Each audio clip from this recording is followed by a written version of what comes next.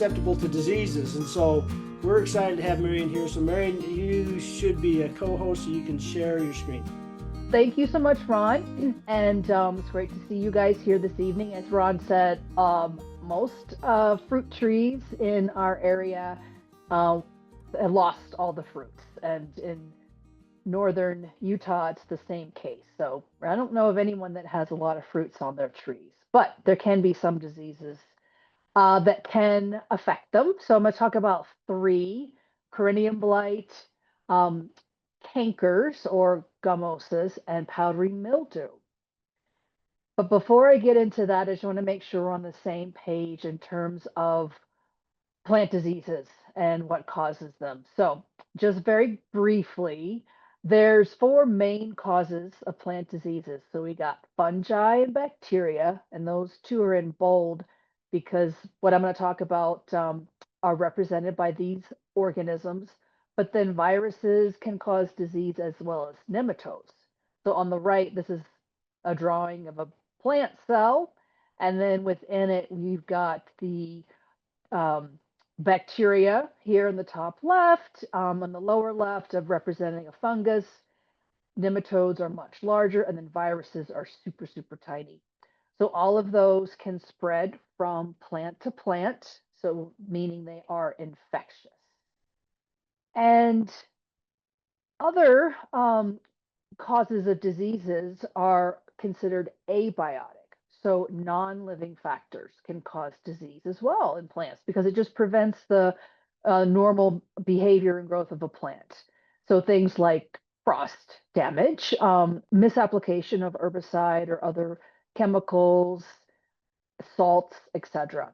So of course they're caused by something non-living, so they cannot spread from plant to plant. So just a quick info on diseases, and then I'm going to start right into some plant pathogens of stone fruit. So starting out with corinium blight. So this one is caused by a fungus, and the hosts are apricot, peach, nectarine, and sometimes plum, and sometimes cherry. But mainly it's apricot, peach, and nectarine. So the fungus can cause infections on a variety of different plant parts, the twigs, the leaves, the fruit. And these infections can also occur throughout the season, so fall, spring, and summer. So it makes it a little more difficult to manage. And it's rain that needs to cause the spores, the fungal spores, to spread and cause infection. So rain is required. So in the fall, the main and part of the plant that becomes infected is once the leaves drop, they leave behind a scar. And that's the area that will be infected by the spores, will land on that fresh tissue and cause infections in the fall. And it will overwinter in that tissue. And this picture on the lower part shows the dead bud. So the fungus will then expand in that infected area, kill the bud, and then in the spring, we'll release more spores to cause additional infections on the leaves and the fruit.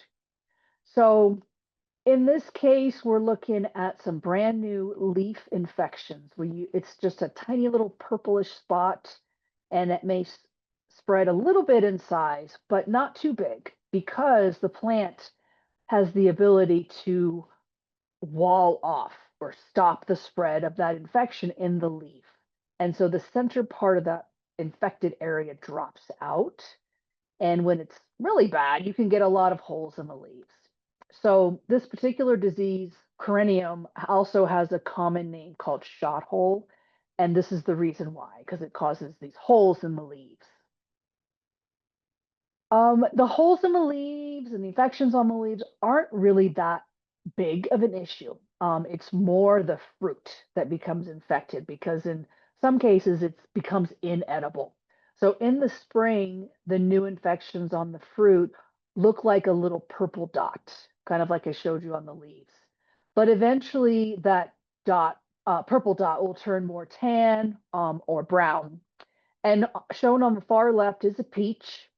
And then in the middle are apricots. So that damage is pretty similar. And on the far right are cherries. So the infections on cherries really look more like just a dark colored scabby area from the beginning of the infection. But on peaches and apricots, those springtime infections later turn scabby.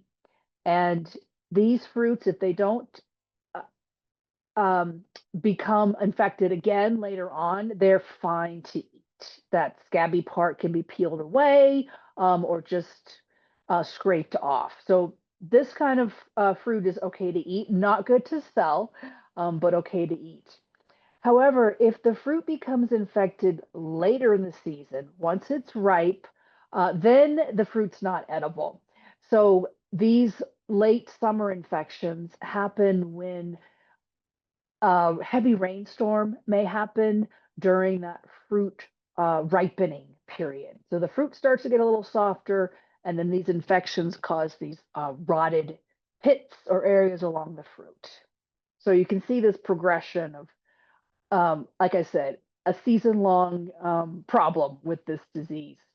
So managing it then also becomes requires a little bit more diligence. So there are some cultural practices. So remember I said that these infections in the fall can kill the buds in a localized area, but that serves as the source of additional infections later on. So if you find these, if you have one or two trees, it's pretty easy to reduce corynneum blight by finding these and pruning them out. Um, Wetting, if you happen to have an irrigation system that does wet the leaves or the twigs, that's going to contribute to spread. So try and prevent that.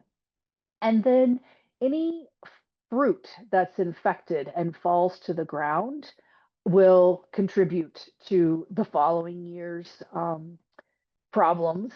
So just clean up the fallen and unharvested fruit, again, to help reduce the amount of this fungus pathogen in your trees. And then if that, all else fails, then there's fungicides to use. So for applying fungicides, there's two important times of the year that you should target. So the very most important one is in the fall. And I remember that's when the leaves drop and you get this little leaf scar where infections happen. So if you can prevent that from happening each fall, then you're going a long way than doing nothing. The timing is about when half of the leaves start to drop. So a fungicide application then, and if needed, then the second timing would be in the spring. So it's when the fruit itself becomes exposed to the air. So the fruit that's starting to form has this papery, brown papery covering on it. And that husk, once the fruit grows, expands, it splits off. And so that is called shuck split stage. That's when that papery husk splits apart. So that the fruit is the most susceptible to infection at that time. So an application at that time. And then your options are, there's a couple of conventional options, meaning not organic. And then as far as if this is an issue and you really want to be organic, there's really only one option, this Natural Guard copper soap. But I will say it's not that effective, but it is the only organic option. And the conventional options, there are a few. So this first one, chlorothalonil, is one of the very best, but you can only use it at the two timings that I mentioned. So at the fall timing or at that spring timing when that papery husk splits apart.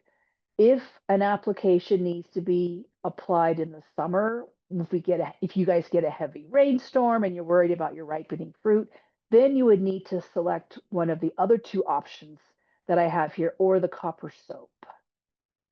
The third option here, Spectracide Immunox and Monterey F-stop, is like the few really effective fungicides for the backyard, and they both have the same ingredients. That's why I put them on the same line.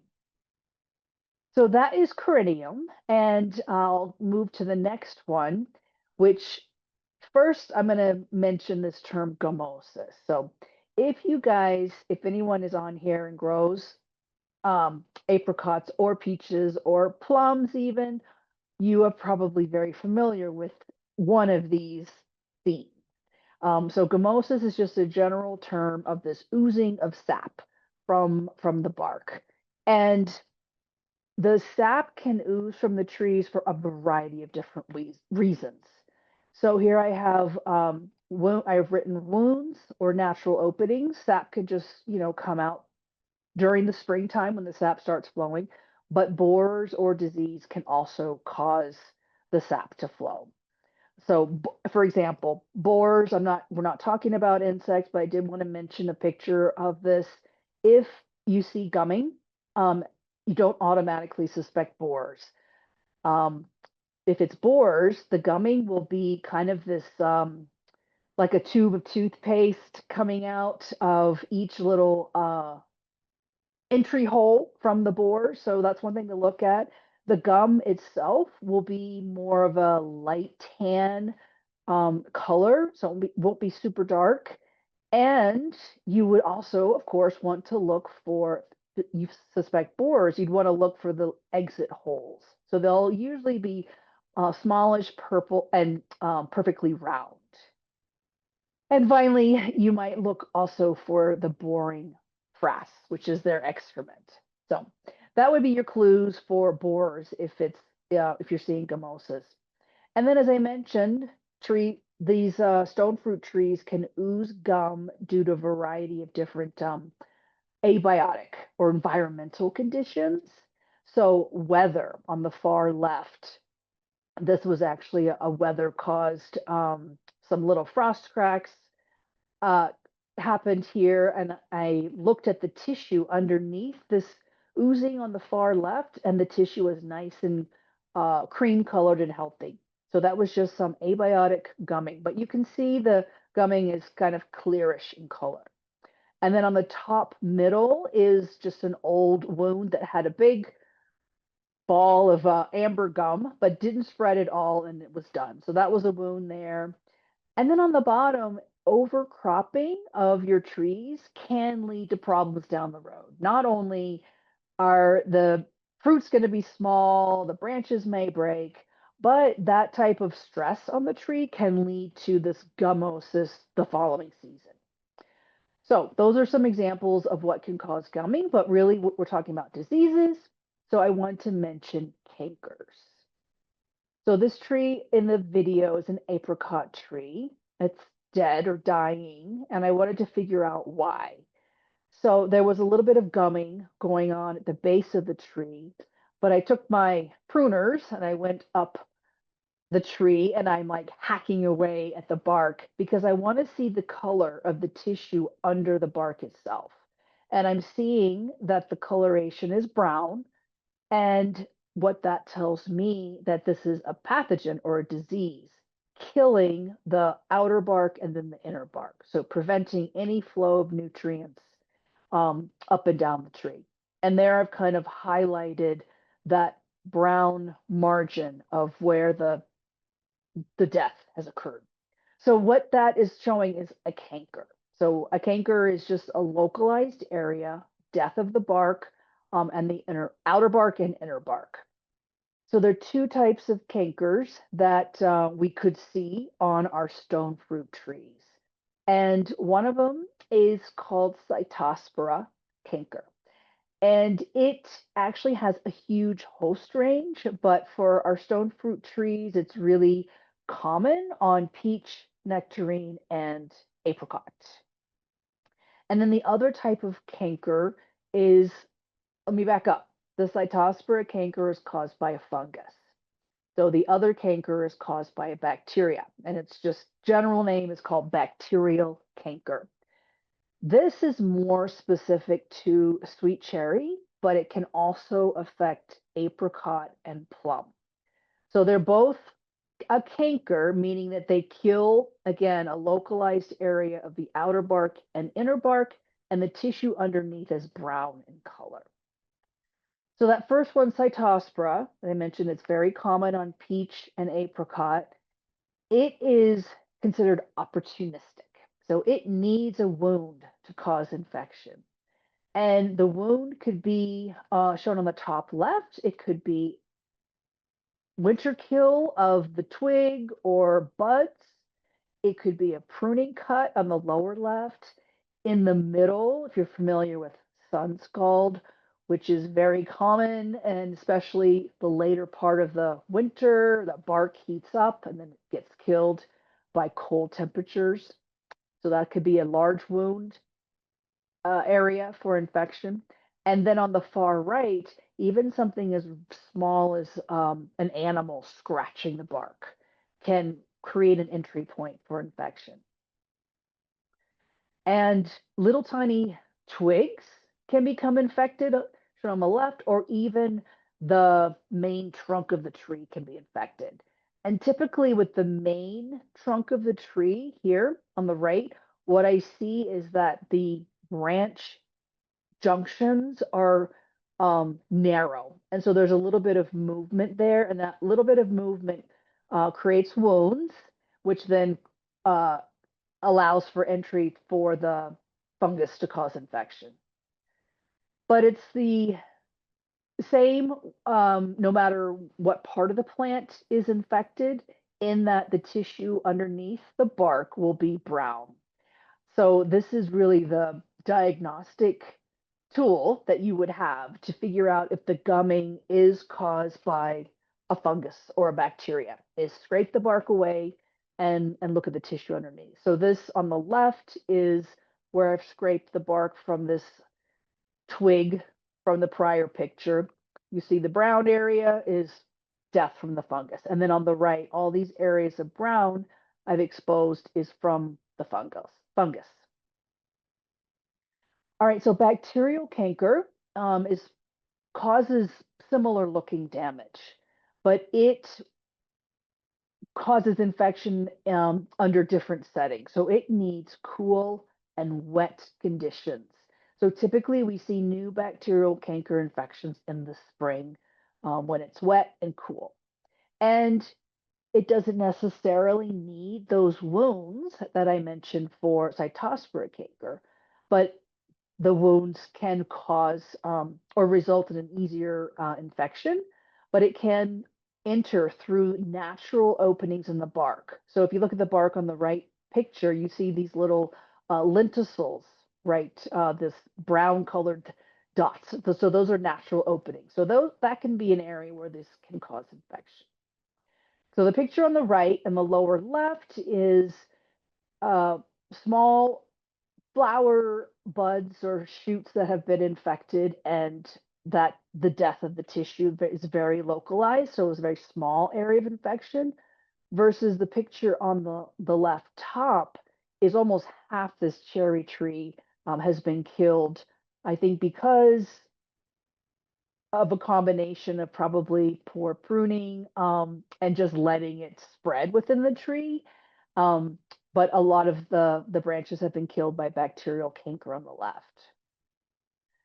So with the bacterial canker, the oozing will not be as dark as it is for Cytospora canker. And I actually got to point that out. So with Cytospora canker, the ooze coming from the tree will be a very, very dark amber colored color. But with the bacterial canker, it's a little bit more milky in coloration. This picture on the right really shows a good example of that.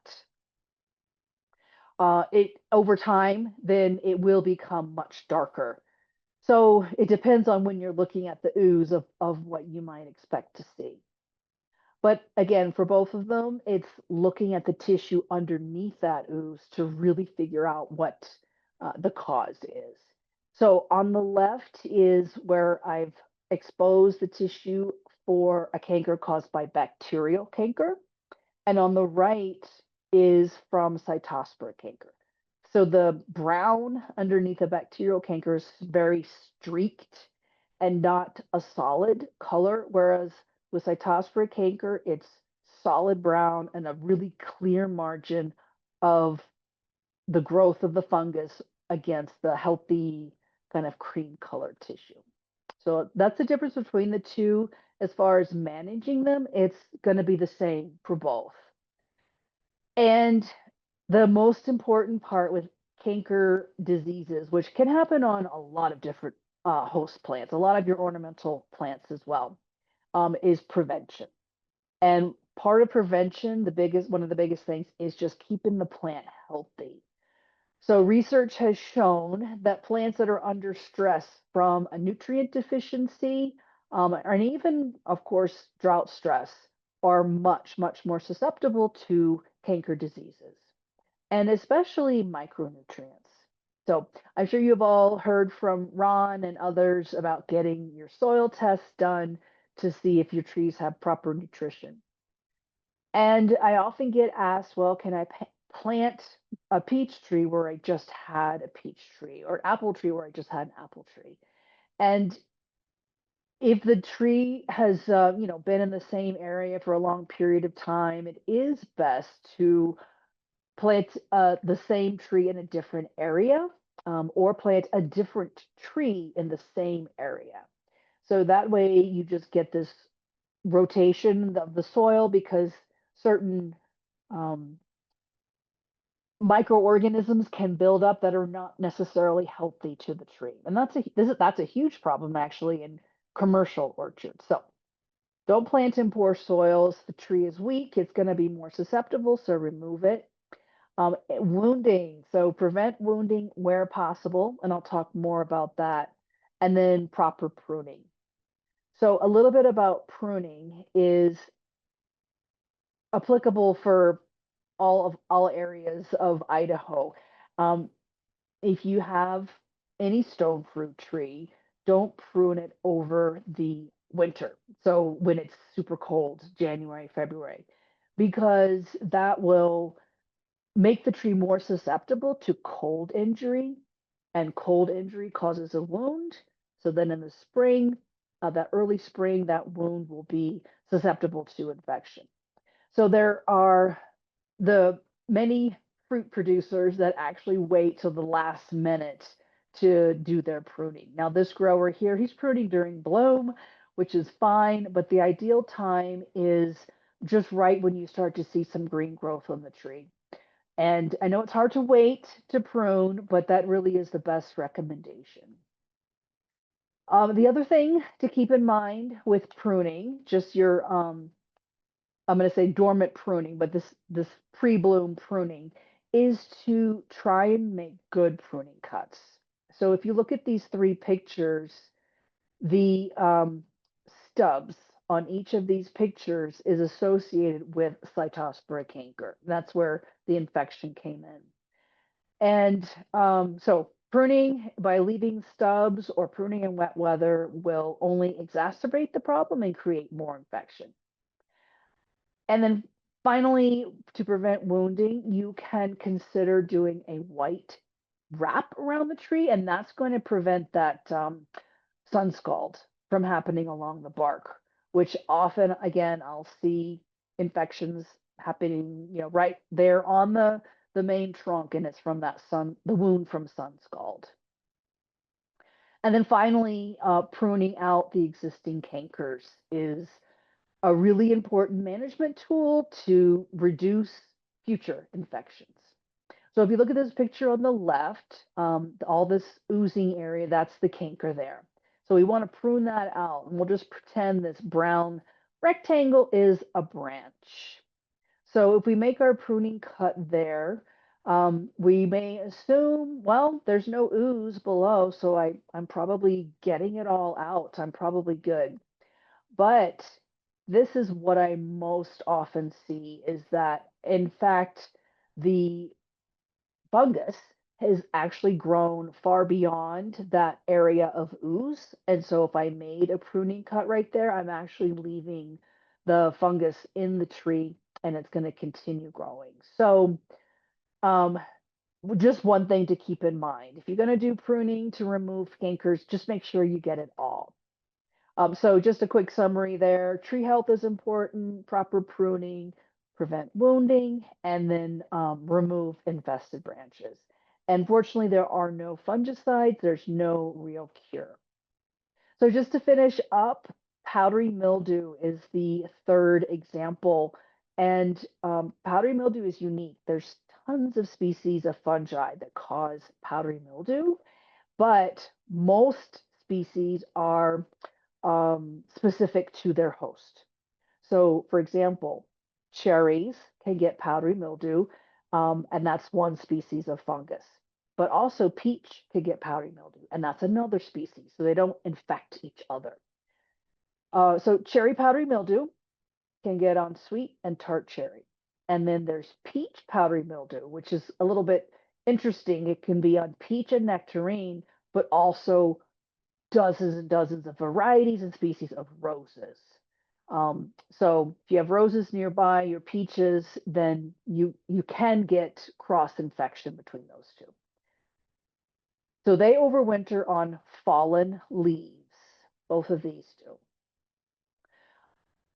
Just to get a picture of what they look like, the sweet and tart cherry powdery mildew starts out, you typically would see it on the underside of the leaf, and I don't think I have a circle around it, but this leaf on the left, there's a tiny little bit of white area, powder there, and that's the start of a brand new infection. And if left, then it could potentially just cover the top and the bottom of the leaves.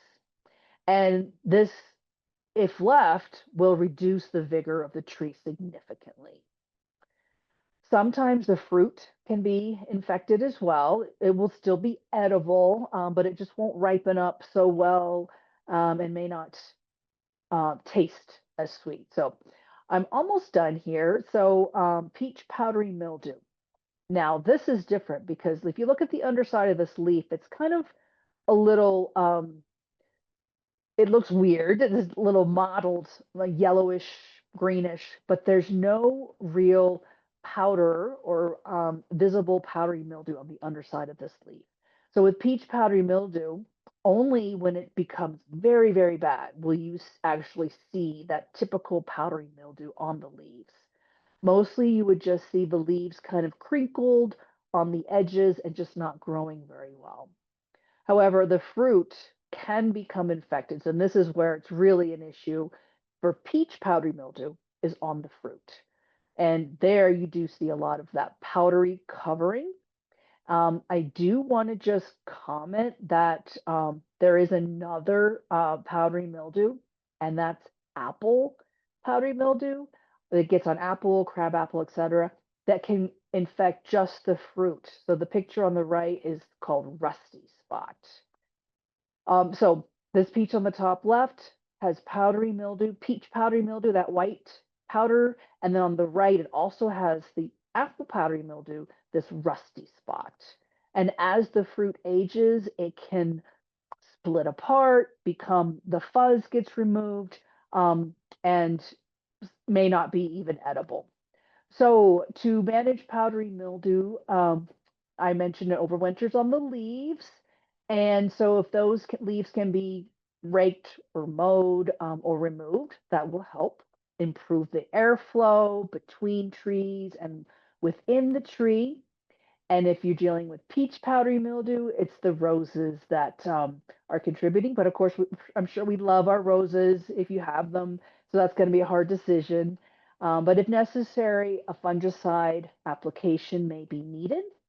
So the timing is when that papery husk splits apart, just like I had mentioned. And then the options for powdery mildew fungicides are the same as what I talked about with Corynnean blight. There's, well, for the conventional options, there's Captan, and then there's the two products that have this ingredient called miclobutanil that are really among the most effective. But then organic, you have a couple of more choices. Sulfur is very effective as an organic option. And then Monterey bicarb is another option.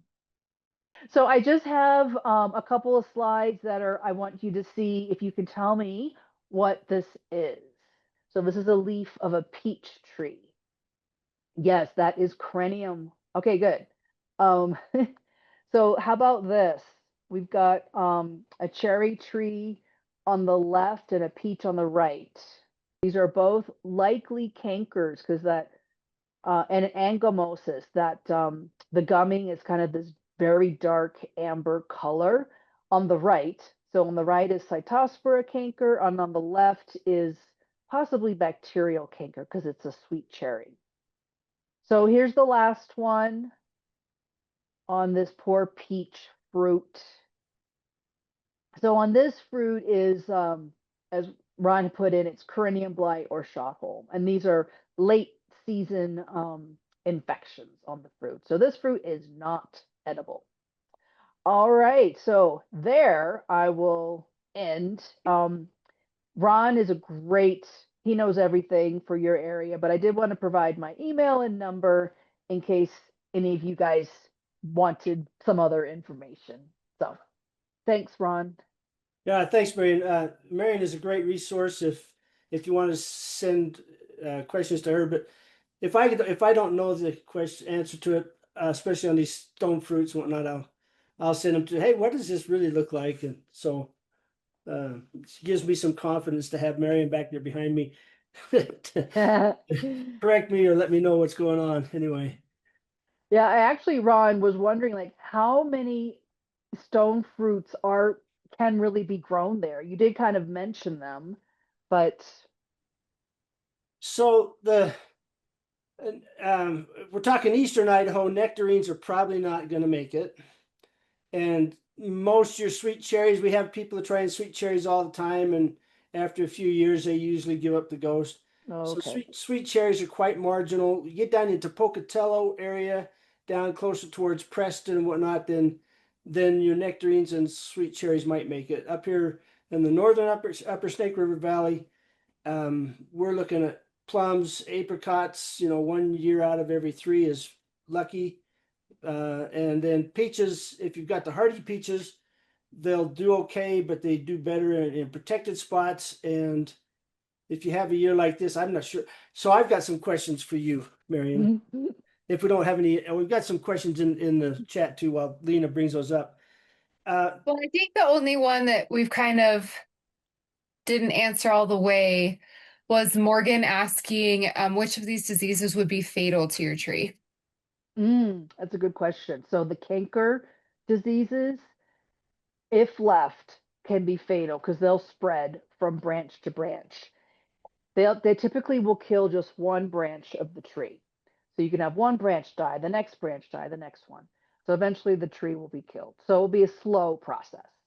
Yeah, and that's the one I see most on the cherries, especially people that try to get cherries. That Cytospora is the one that looks the worst. I don't know that we see, of course, I don't know. Maybe I see the bacterial canker and I just don't know what I'm looking at. But anyway, so I got a question on terminology here. First of all, uh, infection versus infestation. Our nematodes are not a disease organism. They're a Vector?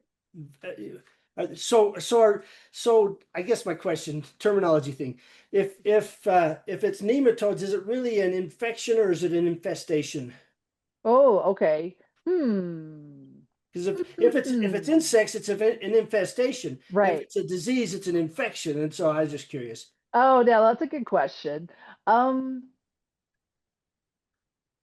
I'd probably say infestation, but nematodes cause disease. Right. But Well, you're probably right. They would be infested with nematodes. right. So, but aphids cause disease too. They vector diseases and leaf Well, hop. vector, yeah. So they're considered infestation, and the disease that they're carrying is the infection. And so I Yeah. was just curious. I'm just I want to make sure I use the right terms. Okay. Corinium, you talked about the corinium in apricots and peaches. I haven't seen it in plums. Does it not really infect plums then? Oh, I think it can. Yeah, but I'm the same. I haven't seen it very much in plums. Yeah. So cherries, peaches and apricots and Apricots, cherries. cherries, Okay. Um, so you talked about the replant disease.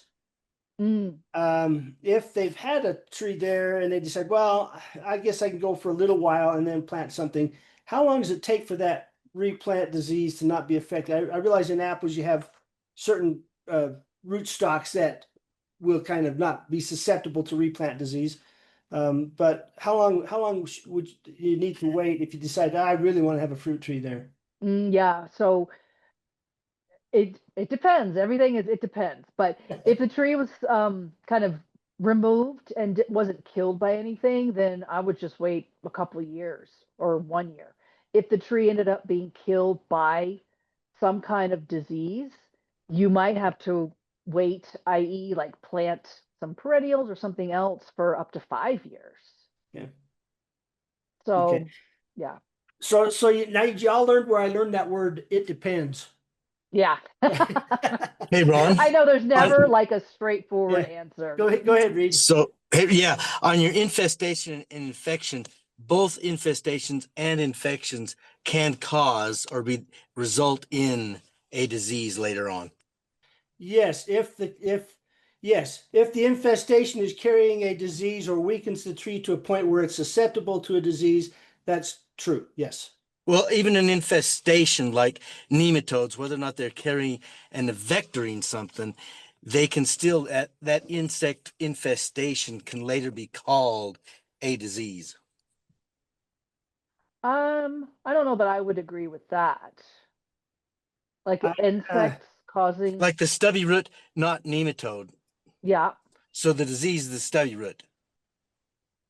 yeah. Well, that's nematode, but I thought you said something about aphids. no, he said Sorry, nematodes. Excuse me. nematodes, not Oh, aphids. okay, He yeah, said nematodes. I'm talking about yep, so nematodes are a type of an infestation in alfalfa, wheat, barley, a lot of crops that yeah, end up being the effects of them are characterized as diseases. yes, Right. Okay. Okay. I, I'll probably still call them an infestation as opposed to an infection, but that's okay. yeah. All right. So So I put a picture in No, the they are an infestation that's and what I they said. lead to Yeah. a disease. Nematodes and insects are an infestation. An infection is a disease organism getting into the plant. Correct. Yeah. Okay. I put a picture in the chat of a plum with corinium, and this is from UC Davis. I lived in a house actually in Cache Valley that had a plum orchard, probably like 25 plum trees, and we did have a few that would get spots and then little holes in them. So I was thinking it's got to happen sometimes, but the neighbor had peaches and apricots right over the fence, and so I'm guessing it was more because those got it first and were more susceptible and shared with the plums or something. I don't know. But anyway, But yeah, it there's the can be a plum. host, so I probably should have added it. Yeah. Okay.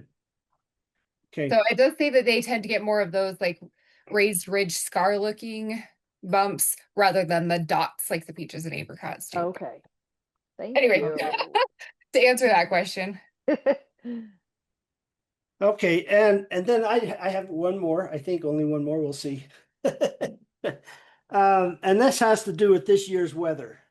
And I'm thinking because we talk about sun scald, typically on the south and the west side of the trunk that warms up and get the liquids start to flow, and then we get a freeze. This year, regardless of what we did to the trees, those were flowing, and then we got the freeze. And so I'm thinking in the next year or two we'll see uh, damage all the way around that looks like sun scald because we had fluids flowing, and then we got down to 20, 21 degrees and possibly cut. So I'm just wondering if you're thinking, well, I need to kind of look for those kinds of things over this next year or two to see, because a lot of times we think, oh, what happened this year? Well, it may have happened 2 or 3 years ago.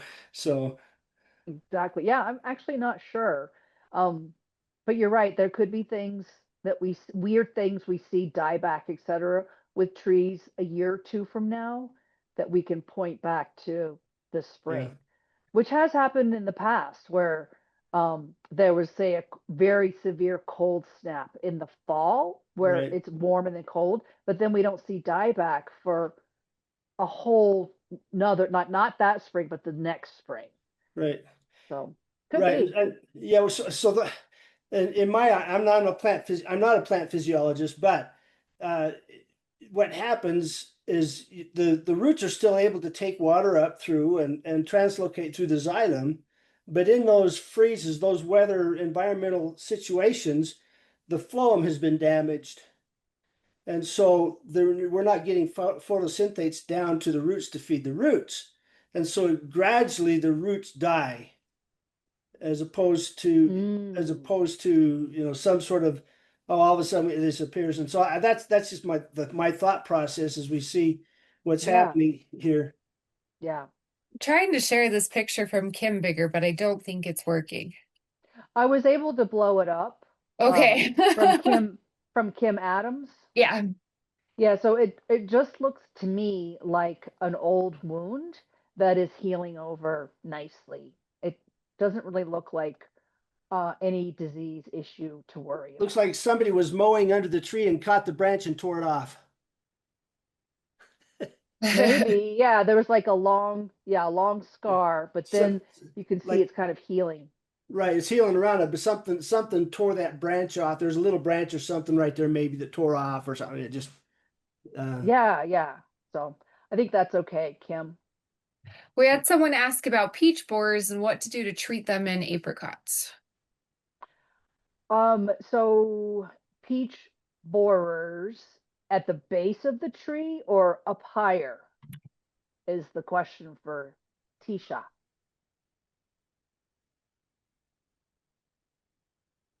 And Tisha says you just joined, so it might not be borers after all. Not sure if you heard my info about gummosis. Could be For the something else. entire tree. sounds more like gummosis. Oh, throughout the entire tree. Um, Yeah, send Ron some pictures. I'll be happy to take a look at them. Yeah, if the apricot tree is healthy and um the gumming is not too dark in color, it might just be natural oozing that's the tree is doing. If the gumming comes out like little strands of like toothpaste coming out of the tube, that could be borers. So unfortunately, Tisha, we just need more info and pictures help too. Yeah. Gumming is always hard to ID It from is. just the description. It's like I got the sniffles. What's causing it, right? Yes, yes.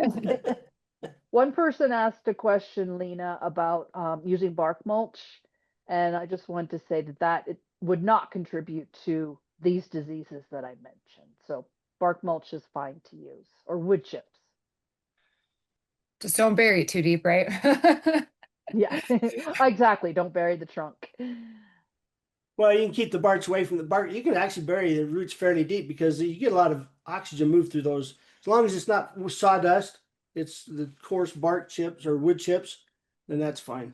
But just don't get them piled up around the trunk because that encourages Moisture. moisture there at the trunk that's not designed to be wet all the time. Mhm. The biggest problem I see with trees, the most common thing I come across is line trimmer blight. They girdle Is the what? tree, line trimmer blight. They Oh, okay. girdle the Yeah. tree with a Mhm. line trimmer, and so keep the grass away from the trunks of your trees. See, I Ron, don't. Ron, that's a disease caused by a Ron infestation. Yeah, yeah. That's why none of my trees are planted in the lawn. I'm happy to do a class on doing tree rings sometime now. There you go. How to dig a tree ring and get it away from the trunk of the tree. Yeah, I Hey, know. Ron, I did like your comment, Ron, on like, a lot of this frost that hit us is going to show up years in the future because, it goes back to that same thing. Like when we had an orchard one time that got a bunch of voles in it that went through and kind of girdled them. Well, the ones that we didn't graft up, they stayed alive for a couple of years, and it took them a few years to die. And I think that's what kind of happens with these frosts on these susceptible stone fruits. Yeah, usually that first year they'll look just fine. the second year, maybe the leaves might be a little bit smaller or something like that. And towards the end of the season, they don't drop their leaves real well or something. And by the third year, they kind of leaf out and then fizzle and they die. And so, well, how come my tree died? It had leaves last Yeah. year. Well, Well, that's why we get in trouble, Ron, with a lot of people. Like sometimes I'll get on the radio or on do a news thing, and I'll talk about, that some of these stone fruits don't work that great in our area. And of course, you'll have 15 people that will have examples of how great their tree is doing in a little microclimate. right. But then you don't hear from them, later on, because within the course of 15 years, they're going to get hit by a severe frost. Yeah. Yeah. Well, So this yeah. isn't really disease related, but I have a bunch of traps up for our major pests like codling moth and trunk borer, because I really want to see if those populations go way down at the end of the season, because there's no fruit. Yeah, that's another thing. Now we've got very little fruit. I don't know. Last time I looked at my apple trees, there were a couple of apples on each tree. Now we got greater pest pressure on those fewer fruit. So now we got Yeah, to watch it much more carefully than we had in the past. Anyway, I know. I would say if you have a few fruits on the trees, to remove them. Um, like if everyone did that, then that would also help for next year. yeah. And it is true. My codling moth trap was absolutely full, but I don't have a single viable fruit on my apple tree. Yeah. Yeah. So hopefully that first generation will just all die. They won't be able to reproduce. Our trapping has been to the point of entertaining this year, how Yeah. odd it's Yeah. Oh yeah. been. What Just happened with the so. trapping, Lena? What'd you guys find? Was it erratic or what? Oh yeah. Yeah, that's a good word for So it. so our first biofix was in Really? Montpelier and Malad. The next one was in Sugar City and Pocatello, Sugar City, Pocatello. And We Malad. hadn't, huh? And Malad then was pretty early too. and then yours, yeah, huh? Malad, Yeah, Malad was pretty early. yeah, Montpelier and Malad were on the same day. Yeah. Yeah. Anyway, so we had these high elevations. I was wondering if we had a lot of hot air coming up from Utah or something. Montpelier and Malad, and so, but Preston was like 2 or 3 weeks later, and I don't, it may be that it's just been weird. Haven't seen anything.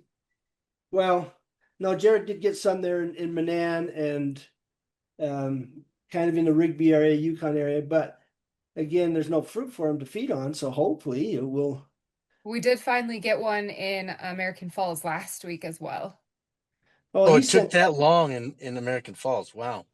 Well, no, he sent one a picture, and he said what it's been there for a This was a while. different trap that got its first one last week. Oh, So, okay.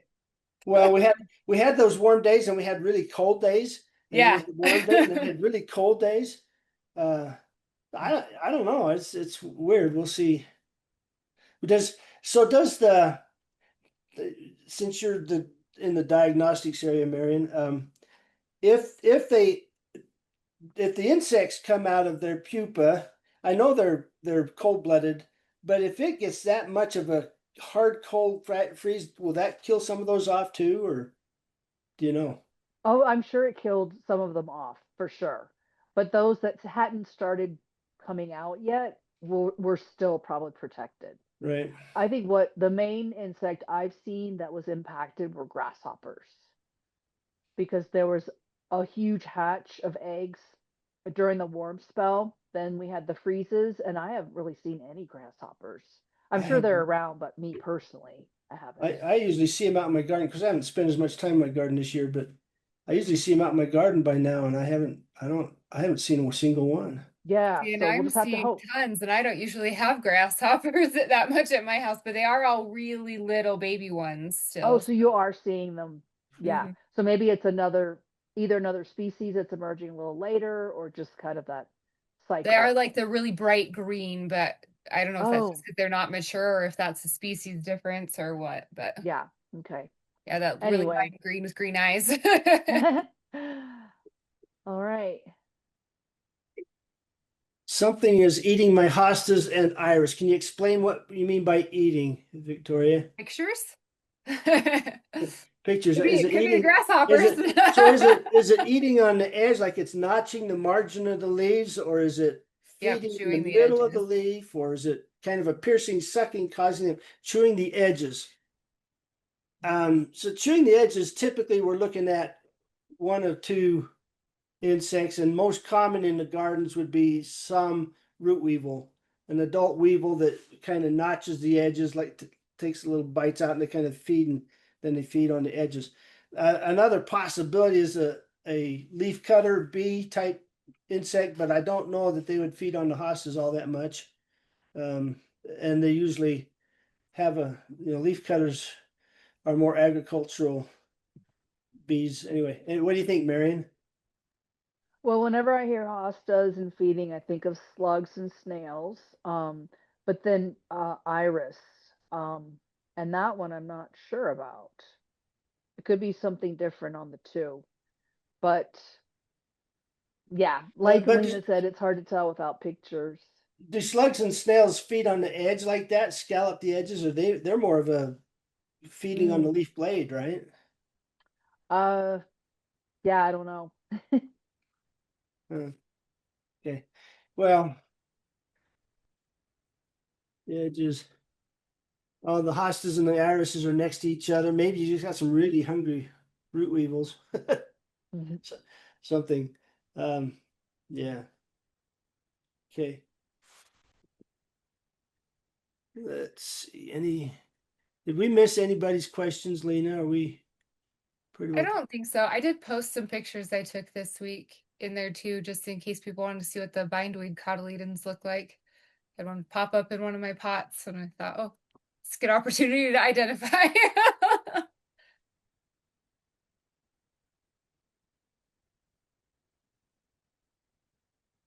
I'll comment on it. So So I'm going to go back to that picture of Kim Adams.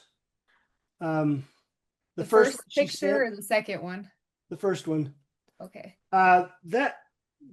That looks like a staking post that's right there next to that tree. I would strongly recommend taking that out. If that tree's been there for more than a year, unless you need some sort of a support for a graft or something like that, you really should take that stake out. It looks like a post or one of those, I don't know, 2.5-inch wooden posts that they put down in there, and they kind of tie that up. But you need to allow those trees to flex a little bit in the wind.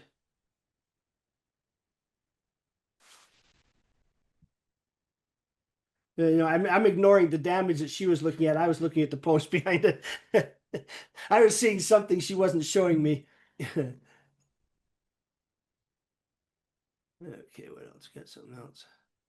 Well, I was just thinking too, this is probably a good time to mention we've had a lot of questions this year about my tree died in that frost because the buds and the leaves froze and fell off.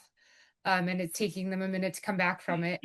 So, I mean, so far our recommendation has been just wait and see. What would you say, Marion? No, wait and see for sure. In our area, most of those trees have already leafed out again. So are Yeah, you seeing that in your area as yeah, well? yes, we are. There were Yeah. some that they died back, and then yeah, they've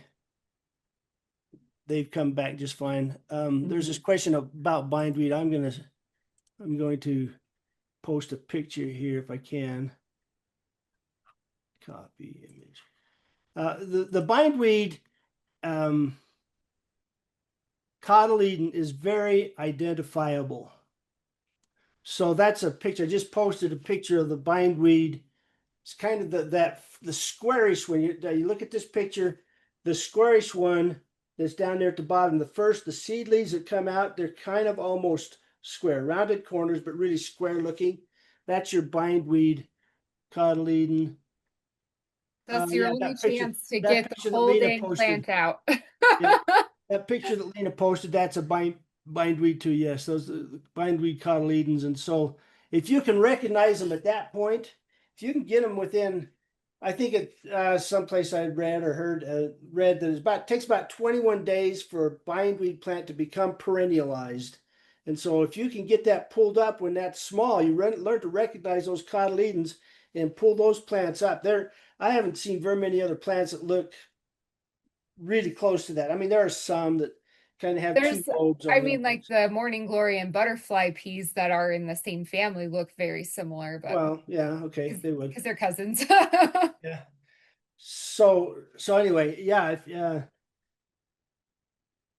but then bindweed, those seeds will survive in field conditions for 40, 50 years too. So the rest of your life, if you allow them to go to seed, the rest of your life you'll be fighting them, which is okay, right?